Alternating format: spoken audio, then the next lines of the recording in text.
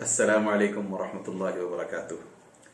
इन्नल हम्दलिल्लाह नहमदुहु व नस्तईनुहु व नस्तगफिरुह व नऊज़ु बिल्लाहि मिन शुरूरि अनफुसिना व मिन सय्यिआति अअमालिना मन यहदिल्लाहु फला मुदिल्ल लहु व मन युद्लिल फला हादिय लहु व अशहदु अन ला इलाहा इल्लल्लाहु वहदहु ला शरीका लहु व अशहदु अन्न मुहम्मदन अब्दुहु व रसूलुहु सल्लल्लाहु अलैहि वसल्लम तस्लीमन कसीरा। अम्मा बाद। ब्रदरान इस्लाम, आज की इस नशिस्त में फिर से आपका पुरतपाक खैर मकदम है। पिछली नशिस्त में हमने फोनीम्स सीखे थे, जिनमें से हमने कॉन्सोनेंट्स के साउंड्स सीखने की कोशिश की थी। आज की नशिस्त में इंशाअल्लाह ताला हम उस अपने सफर को आगे बढ़ाते हुए कुछ वावल्स सीखने की कोशिश करेंगे, बल्कि वावल साउंड्स मैं कहूं सीखने की कोशिश करेंगे। हम जानते हैं कि अंग्रेजी जबान में वावल्स 5 होते हैं, और मैंने ये भी कहा था कि वैसे तो ये 5 वावल्स हैं, मगर इन 5 वावल्स के कुल 20 साउंड्स बनते हैं। तो आइए उनमें से आज कुछ सीखने की कोशिश करते हैं। सबसे पहले तो अंग्रेजी जबान के जो वावल्स हैं उनको 2 हिस्सों में बांटा गया है। एक को अंग्रेजी जबान में मोनोफॉन्ग्स कहते हैं, तो दूसरे को डिफथॉन्ग्स। ये और बात है कि हमें इंशाअल्लाह ताला इस तरह की टर्मिनोलॉजी की जरूरत नहीं पड़ेगी। तो मोनोफॉन्ग्स और डिफथॉन्ग्स ये 2 आपके सामने हैं, वावल्स की 2 शक्लें या वावल्स की 2 किस्में। अब फिर मोनोफॉन्ग्स को और 2 हिस्सों में बांटा गया है। उसमें से एक कहलाता है हिस्सा शॉर्ट वावल्स और दूसरा हिस्सा कहलाता है लॉन्ग वावल्स। ये जो शॉर्ट वावल्स हैं 7 हैं, जबकि लॉन्ग वावल्स 5 हैं, और ये जो डिफथॉन्ग्स हैं वो 8 हैं। 7 जमा 5 जमा 8 ये हो जाते हैं पूरे 20। तो आइए आज 7 जमा 5 सीखने की कोशिश करते हैं बिइज़्निल्लाह। आपके सामने जो सबसे पहला साउंड है वो लिखा तो वैसे आई जैसे गया है, जैसे कैपिटल आई लिखा जाता है वैसे वो लिखा गया है, मगर ये कैपिटल आई नहीं है। जैसे मैंने अपनी पिछली क्लास में भी बताया था कि जब हम इस तरह के साउंड्स को, इस तरह के सिंबल्स को लिखे देखते हैं तो ये सिंबल्स हैं, न कि ये हरूफ हैं। तो उसी हिसाब से ये जो आई लिखा गया है ये हर्फ नहीं है। जो ABCD में जो हम देखते हैं आई, ये वो हर्फ नहीं है, बस उसका एक सिंबल है कि इससे ये साउंड जनरेट होता है। लिहाजा आप डिक्शनरीज में जब आप देखते हैं इसको, तो ये एक सिंबल के तौर पर इस्तेमाल होता है। नाम के यानी वर्ड के किसी भी लफ्ज के आगे जब उसकी प्रोनाउंसिएशन लिखी जाती है तो उसमें ये सिंबल जैसे इस्तेमाल होता है। इसका साउंड होता है ई। वैसे तो ये हर्फ अगर देखा जाए तो आई है, ABCD जब पढ़ते हैं आप तो आई कहते हैं ना, मगर इसका जो साउंड है वो सिर्फ और सिर्फ ई होता है।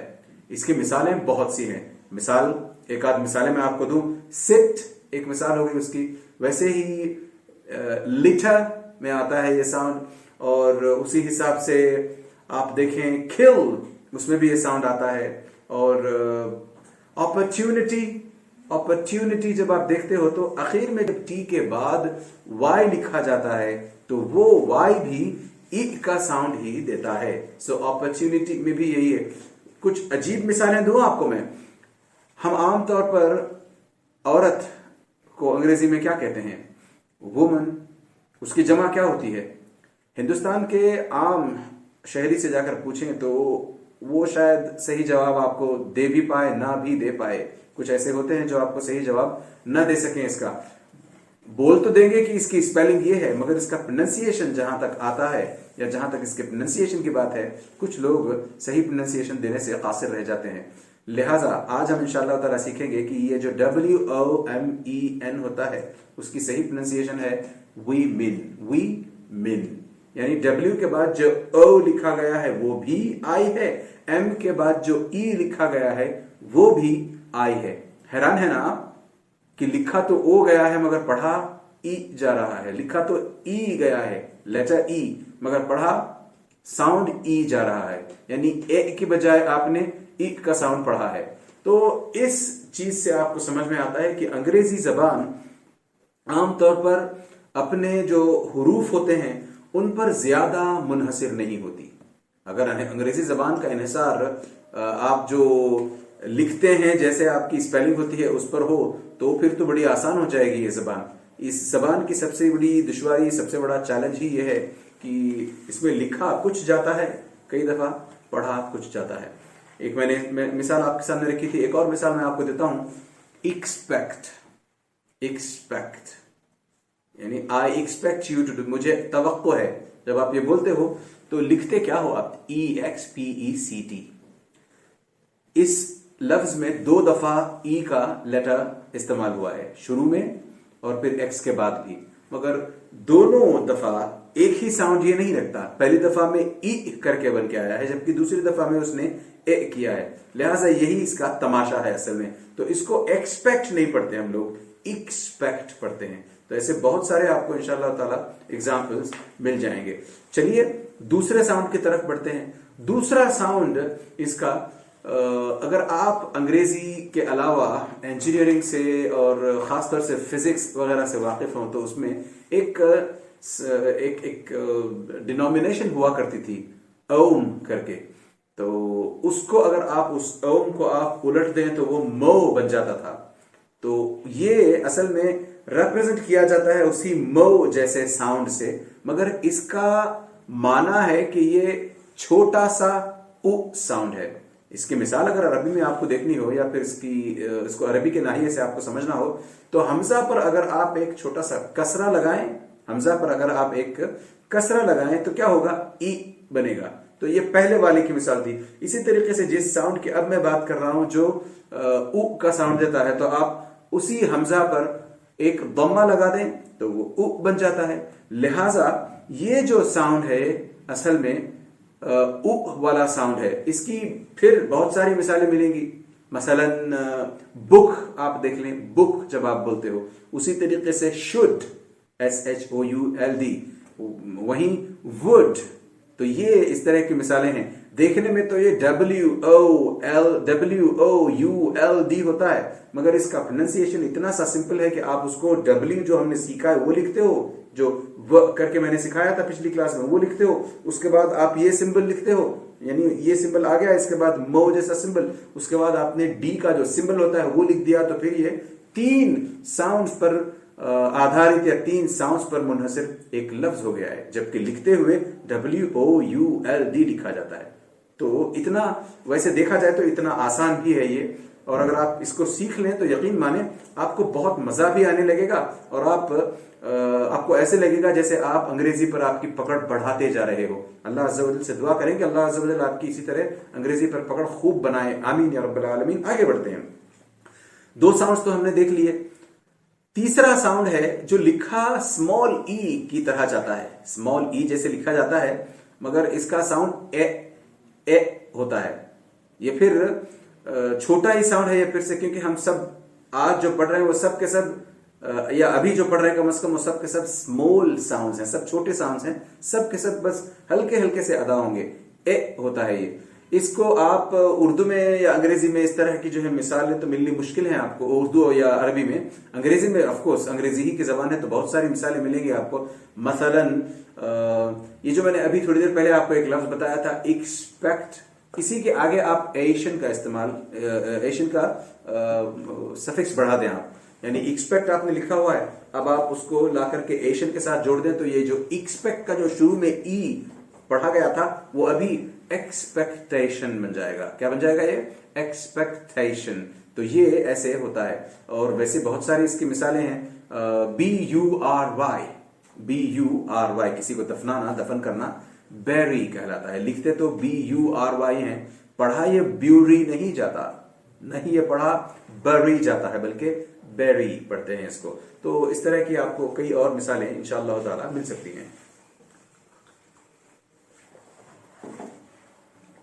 उसी हिसाब से चलिए एक और साउंड की तरफ आगे बढ़ते हैं, और ये साउंड है एक्चुअली एक कॉम्बिनेशन है अ और ए का।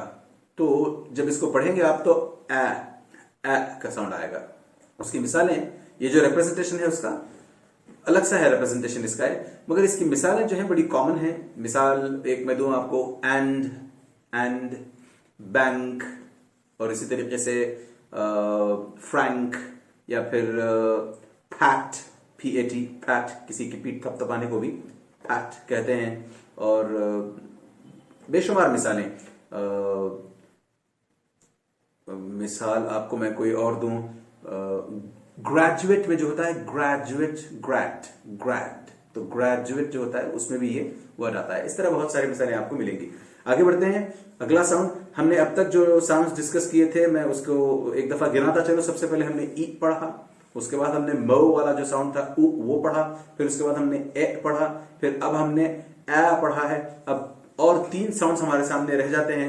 उसमें से एक है जो उल्टे वी की तरह लिखा जाता है, उल्टा वी जैसे लिखते हैं, यानी वी आप ऐसे लिखते हैं तो उसको आप उल्टा कर दें तो ये वी बन जाएगा।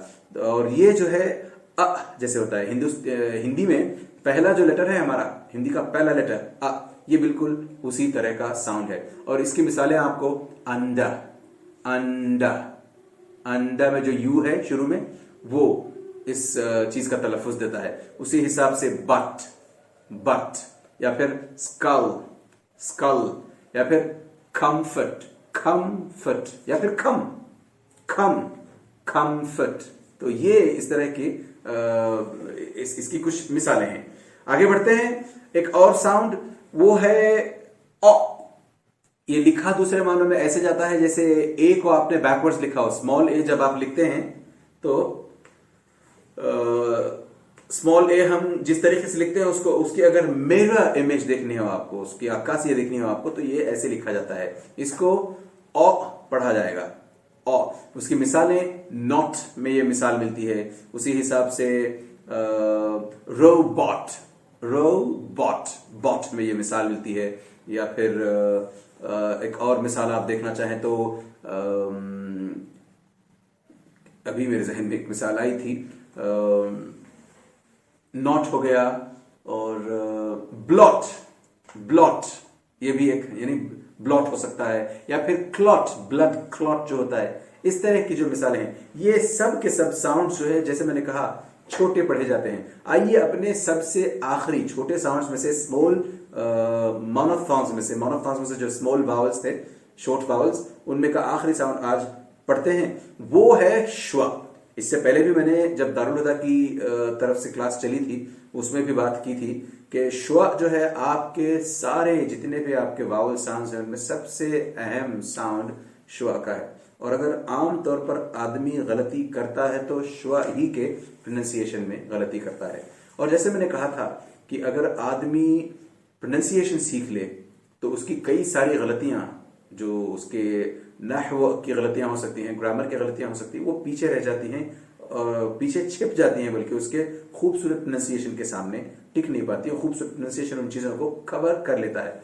वैसे ही अगर आपका श्व साउंड फिक्स हो जाए तो दूसरे मानों में आपकी सारी दूसरी गलतियां छिप सकती हैं। श्व अगर सही तरीके से ना प्रोनाउंस किया जाए या फिर सामने वाले को उसका इल्म ना हो तो बगैर श्व की जानकारी के जो प्रोनाउंसिएशन देगा हो उस हिसाब से बहुत भद्दा लफ्ज लगता है। देखिए ना, यही मैं लफ्ज आपके सामने बार बार कहता जा रहा हूं, प्रोनाउंसिएशन, प्रोनाउंसिएशन। ये पी और आर के बाद जो ओ है इसमें, ये असल में श्व ही है, तभी मैं इतना कम बोल रहा हूं। इसको अगर आप समझना चाहते हैं तो यूं कहें कि जो हमारा हिंदी का पहला लेटर है अ, उसका भी आधा साउंड, बल्कि उसको और आधा कर लें, पाव कर लें आप, उतना कम ये सुनाई देता है, बसा औकात सुनाई भी नहीं देता। मिसाल के तौर पर कंफर्टेबल, कंफर्टेबल, ये देखें ना, टेबल में कितना कम सुनाई दे रहा है आपको। इसी तरीके से अमेरिका, अमेरिका, ये अमेरिका नहीं, बेहतर है आप अमेरिका, बिल्कुल छोटा सा शुरू में, और आखिर में भी यही है। अमेरिका में दोनों जगह आता है ये, ठीक है। शुरू में बहुत कम आता है, आखिर में थोड़ा सा ज्यादा आता है। वैसे ही अबव, अराउंड, अ लॉट, ये जब आप बोलते हो तो ये सब जो है श्व की मिसालें हैं। हमने अब तक जो है 7 स्मॉल वावल्स सीख लिए हैं। अब इंशाअल्लाह ताला अगले 10 से 1 मिनट में लॉन्ग वावल्स भी सीख कर आज की क्लास खत्म करते हैं। लॉन्ग वावल्स की जहां तक बात है, मैं सबसे पहले आपके सामने उसी साउंड को ले आऊंगा जिस साउंड के जरिए से मैंने आज की क्लास का आगाज किया था, कि लिखा तो वो आई जैसे जाता है, कैपिटल आई जैसे ही लिखा जाता है, मगर उसके आगे जो 2 डॉट लगाने पड़ेंगे, ये दो डॉट दिखाई दे रहे हैं आपको, वो असल में अगर उन डॉट्स को अगर आप देखें कि क्या कहते हैं, तो अंग्रेजी जबान में इनको कोलॉन कहते हैं। ये कोलॉन कहलाते हैं ये, ठीक है। कई जगह आते हैं, कई जगह इनका इस्तेमाल होता है। यहां खैर उस हिसाब से इस्तेमाल नहीं हो रहे हैं, ये कोलॉन जैसे नहीं है ये, मगर ये 2 डॉट्स तो हैं ये और उसी शेप में है ये, तो हमारी समझने के लिए भी आसानी होगी। तो ये अच्छा, एक और बात, लॉन्ग साउंड्स, मैंने अब तक कहा था ना कि वावल्स को 2 हिस्सों में तकसीम किया जाता है। एक है मोनोफथोंग्स, दूसरे हैं डिफ्थोंग्स।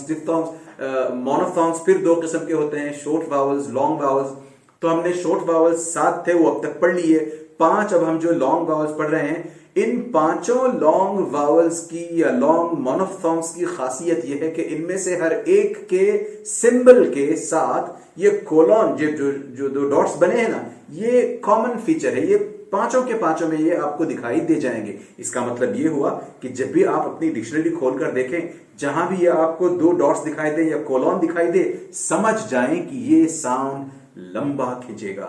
और इसमें एक खासियत ये है कि आप जितना चाहें लंबा खींचें, ये बुरा नहीं लगेगा, एज अपोज टू बिलक्स उसके कि जो हमने पीछे जो साउंड सीखे हैं, यानी 7 जो हमने शॉर्ट वावल्स, शॉर्ट मोनोफथोंग्स सीखे थे, उनको हम लंबा खींच नहीं सकते। मैं मिसालें भी देता चलूंगा इंशाअल्लाह ताला। आगे बढ़ते हैं। सबसे पहले वो जो हमने लिखा है ना साउंड, उसकी कुछ बात करते हैं। ये ई है, लंबा ई साउंड है। मिसाल उसकी प्लीज, ग्रीट, रीड और इस तरीके से मीट, या बहुत सारी मिसालें इसकी आती हैं। और इसके बाद वाला साउंड है लिखा, तो जैसे ये यू, स्मॉल यू जैसे लिखते हैं वैसे लिखा गया है ये, इसके साथ फिर से वो कोलॉन लगकर आया है, लिहाजा ये साउंड भी लंबा खींचेगा। इसको आप ऊ कहेंगे, यू नहीं पढ़ेंगे इसको। ये लेटर यू नहीं है, ये जैसे मैं बार बार बताता आया हूं, ये लेटर यू नहीं है, ये साउंड है, ये रिप्रेजेंटेशन ऑफ अ साउंड।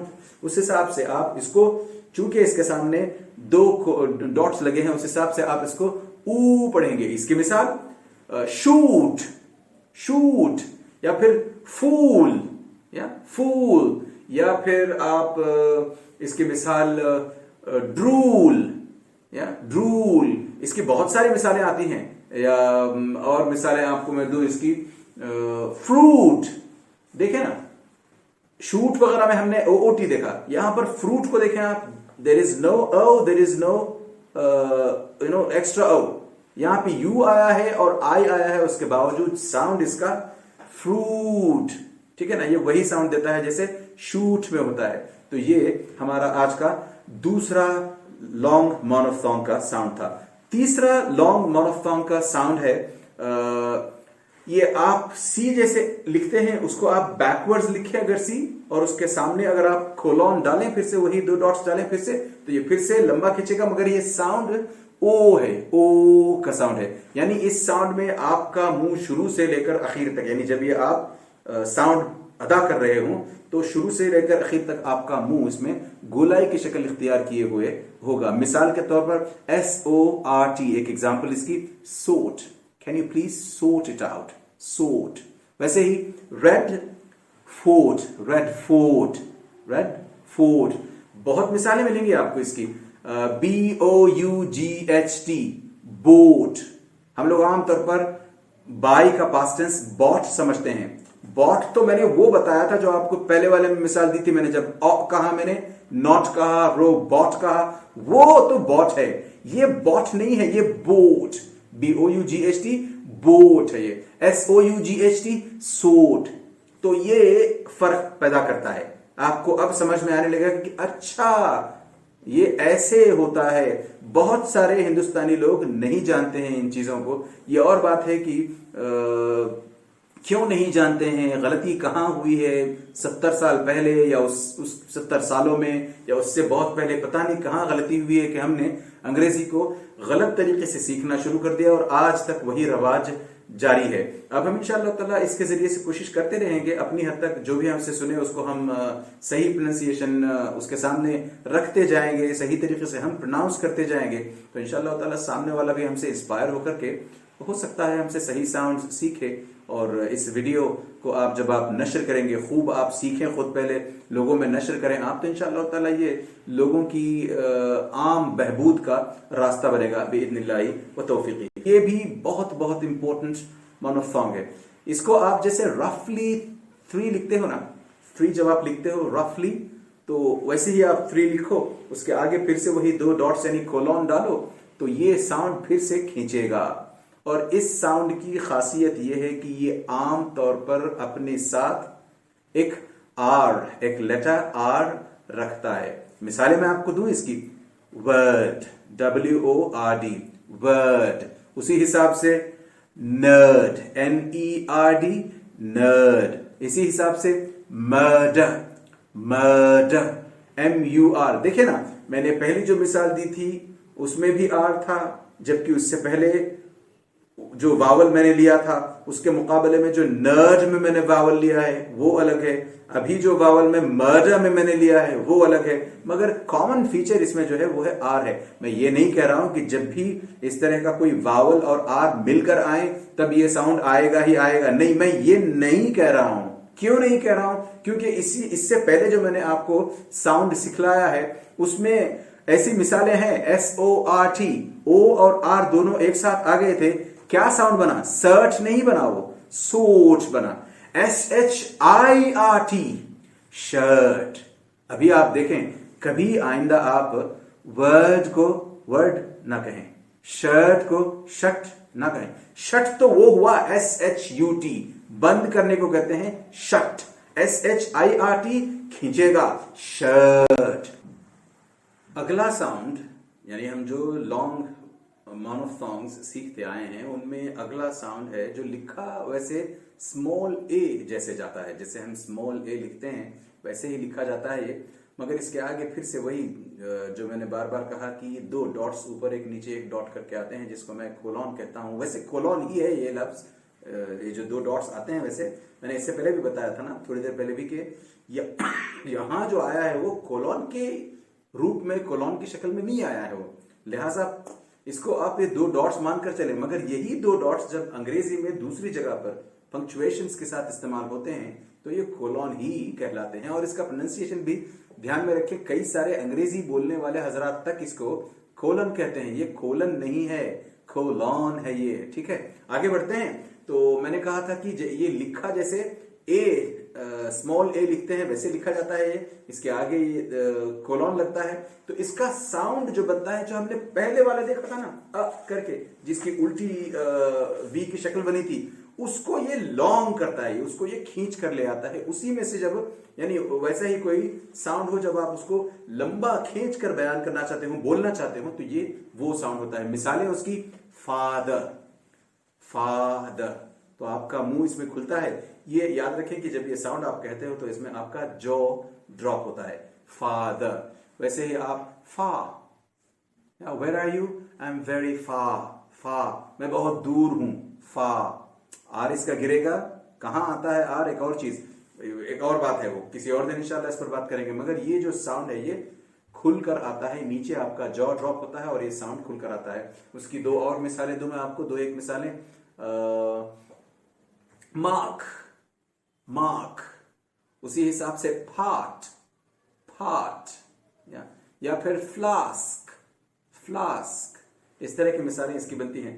जरूरी नहीं है, इससे पहले जो हमने मिसालें लिखी है ना, इसी शेप को, इसी सिंबल को लेकर के, लगभग सब में आर का लेटर था, मगर इसमें जो लास्ट वाली मिसाल ली है मैंने उसमें आर का लेटर नहीं है। इससे ये साफ समझ में आता है कि इसमें आर होना जरूरी नहीं है। फ्लास्क में कहां आर है, फादर में कहां आर था? अलबत्ता फा जब हमने कहा तब उसमें यकीनन आर था, मार्क कहा, पाठ कहा तब उसमें आर था। हाँ, ये बात भी जरूरी है कि जब इसमें आर इस तरीके से आता है तो आर प्रोनाउंस नहीं होता। नहीं, इससे पहले जो हमने सीखा, या फिर मैं आगे बताता हूं इंशाअल्लाह ताला उस ताल्लुक से, इसमें आर का साउंड बिल्कुल नहीं आता।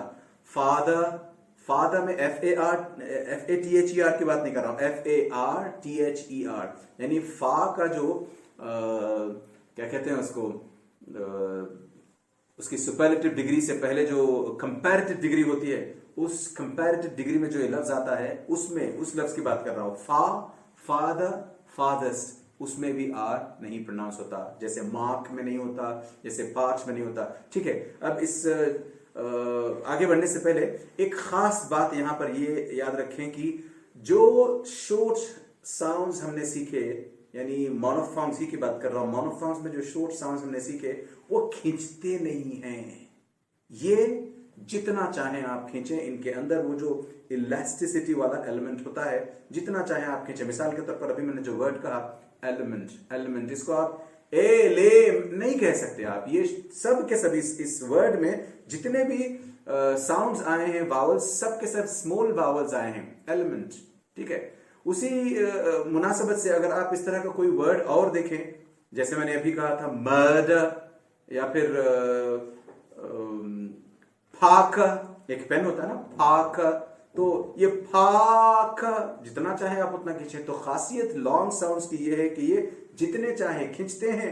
इसकी बनिस्बत वो जो स्मॉल साउंड्स होते हैं उनमें आप साउंड अगर आपको खींचना हो तो आप खींच नहीं पाओगे, लिहाजा आपकी आवाज थोड़ी सी ऊंची करते हो आप। इंशाअल्लाह ताला जब आप धीरे धीरे करके मेरे साथ ये सीखने लगोगे, ये सारी बातें समझ में आएंगी बिइज़्निल्लाहि व तौफीक़ी। इंशाअल्लाह ताला आपके साउंड्स अब यहां से बड़ी अच्छी तरीके से निकलने लगेंगे। अब तक हमने अल्हम्दुलिल्लाह 7 + 5 यानी 12 साउंड्स वावल्स को लेकर सीख लिए हैं, यानी सारे के सारे स्मॉल साउंड्स, या फिर यूं कहें आप हमने मोनोफॉर्म्स सीख लिए हैं। इंशाअल्लाह ताला इसको थोड़ा सा, इससे पहले कि हम अगली दफा अपने क्लास में मिलें, थोड़ा सा तैयारी करके आइएगा। इन साउंड्स को थोड़ा सा अपने जहन में बैठाइए, इनकी जो इमेजेस हैं, इनके जो शेप्स हैं, इनको अपने जहन में बैठाइए। इनकी मिसालें जो मैंने दी हैं, उसके अलावा अगर आप मिसालें ढूंढ सकते हैं तो मिसालें ढूंढकर अपने जहन में इसकी इमेज खूब बैठाइए। क्यों? क्योंकि कल जो हम सीखने वाले हैं वो डिफ्थॉन्ग्स हैं। जब आप इन साउंड्स को सीखकर कल पहुंचेंगे, यकीन माने कल की जो क्लास हमारी होगी आपको बहुत आसान लगेगी इंशाअल्लाह ताला। अल्लाह से दुआ करते चले कि अल्लाह अज़्ज़ व जल हमारा इस तरह यहाँ बैठना, सीखना, सिखलाना सब हमारे नामा आमाल में अच्छे अमाल के परडे में डालकर तोले, और अल्लाह अज़्ज़ व जल हमें इन आमाल का बेहतरीन बदला इस दुनिया में और आखिरत में अता फरमाए। आमीन या रब्बल आलमीन। व सल्लल्लाहु अला नबिय्यिना मुहम्मद व अला आलिहि व सहबिहि अजमाइन। अस्सलामु अलैकुम व रहमतुल्लाहि व बरकातुहू। सुब्हानकल्लाहुम्मा व बिहम्दिक, अशहदु अन ला इलाहा इल्ला अंता, अस्तगफिरुका व अतूबु इलैक।